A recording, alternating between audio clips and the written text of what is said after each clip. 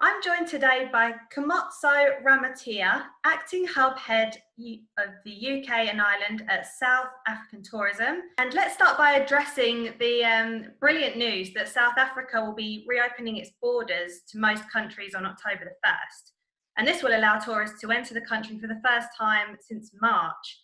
So this must have been a real relief to the tourism industry in South Africa. I mean, yes, we were really encouraged and really excited really when the president announced that from the 1st of October that the international borders would be opened, that we would once again be able to welcome travelers, tourists, visitors, people that are coming to see their friends and family. And I mean, the tourism sector was relieved because for the most part, we had been working really hard with the government, trying to reassure them that, yes, we have the safety of the South Africans at heart. However, we want to be able to open tourism in a safe and responsible way, and that we are working as an industry to put measures in place to make sure that we're able to, open the country, as it were, and welcome the visitors again to our beautiful country. That's brilliant news. And before we get on to the plans that are in place for the safety of the visitors, I think the most important question is, do you think that the UK will be included in the travel corridor list? And if so, what will the entry rules be? Well, we certainly hope so. However, the president only made the initial announcement on the 1st of October, and we are expecting further guidelines from other government departments, specifically the Department of Home Affairs, and to some extent the Department of Tourism, on what is required. So at this stage, we hope the UK is a very important and key market for South Africa. So I think in terms of consideration, it's quite high there. However, only the initial announcement by the president has been received so far, and we're waiting for the updates from other government departments. Okay, is there any indication of when these further updates will be announced?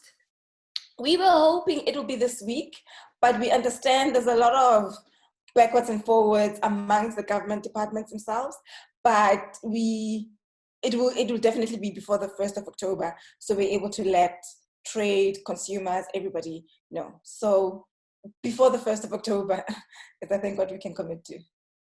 Okay, and has there been any indication as to if travellers will need to take a COVID test before they arrive or if they get into the country? When the president made the announcement, he did make an indication that the basic requirements for anybody coming into the country would be a negative COVID test that is not more than 72 hours old.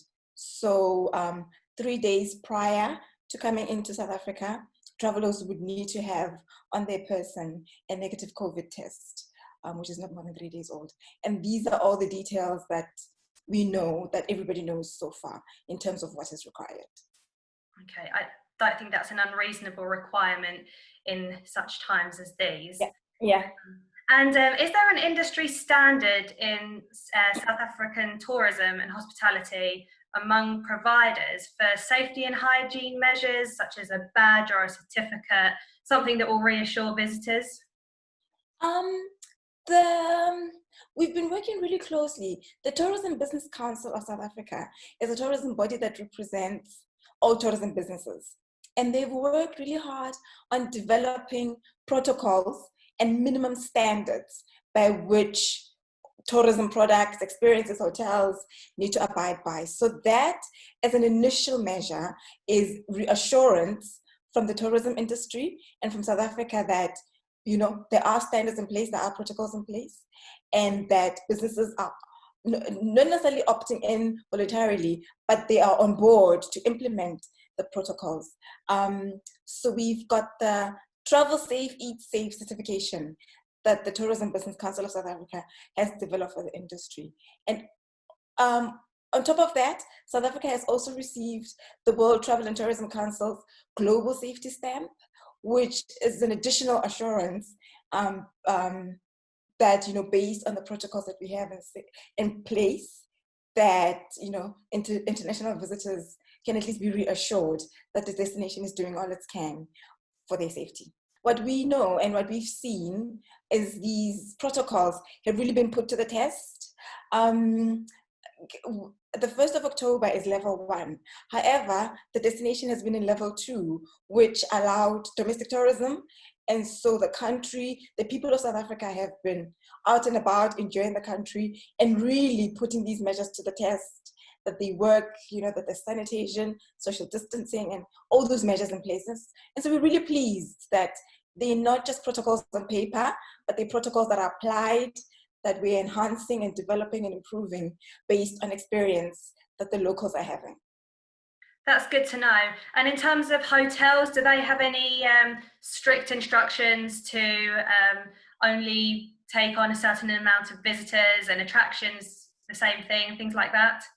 I think for the most part, it'll depend on individual hotels, but these protocols also do set in place social distancing measures.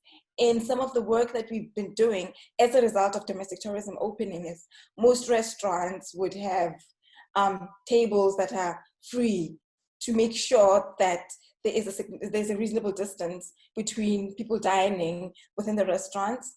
In the South African national parks, for example, we are seeing that as visitors come in, the temperatures are taken, they are sanitized. The safari vehicles, for example, where ordinarily they would take 9 passengers, they're taking less so that they're able to guarantee the spaces. So there's different things. I mean, the South African National Parks has done a lot.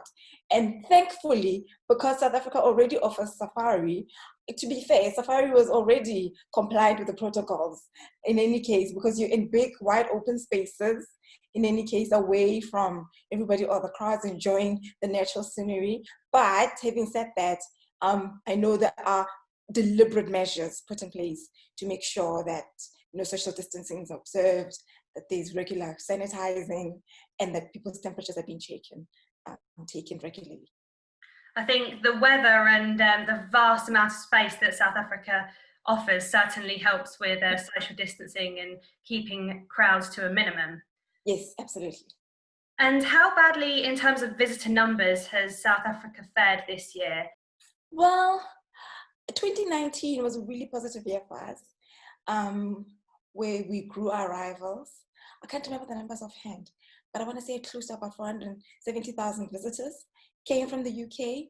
And so at the beginning of January, we were really looking forward to a big year, positive year. We, had, great plans, as it were.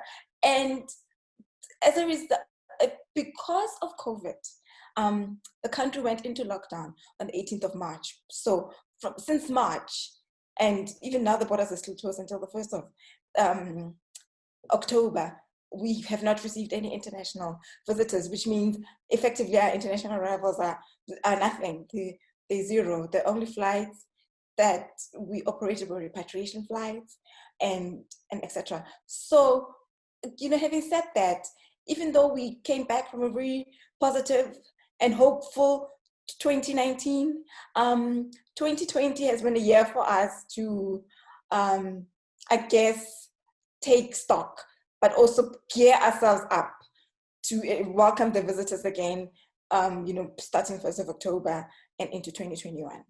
Do you think the London office will remain and is going to prosper now?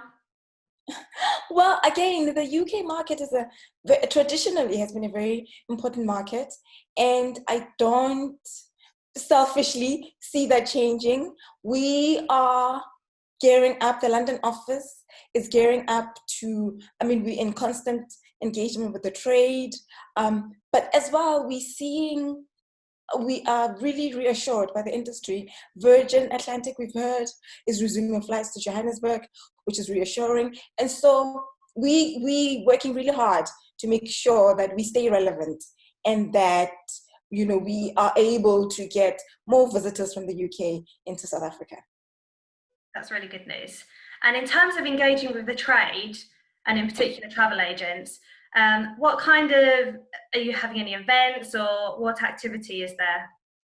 Well, we've got a trade training specialist. I'm sure the travel agents that read Sell and Travel will know Steve, who has been doing training ongoing. But our big travel agent campaign that's come, or the big event that we have specifically for travel agents is we call it an SA versus SA, which is we are partnering with South Australia, and we going neck and neck to see, which SA is the best. So Oh, that's really fun. yes, so that's a really fun thing that we're trying to do. But there's also ongoing training. We've got a really engaged Facebook channel where we talk about everything from what's your favorite wine to how do you make a typical South African recipe. And so for the travel agents, these are some of the things. But we in 2021 are hoping to launch Set School again in some form or another. Again, this is our travel agent training roadshow. We're not sure at this stage in what format that will be in, but we're hopeful that we'll be able to re-engage really with the trade, because what usually the consequence of that is a fan trip to South Africa.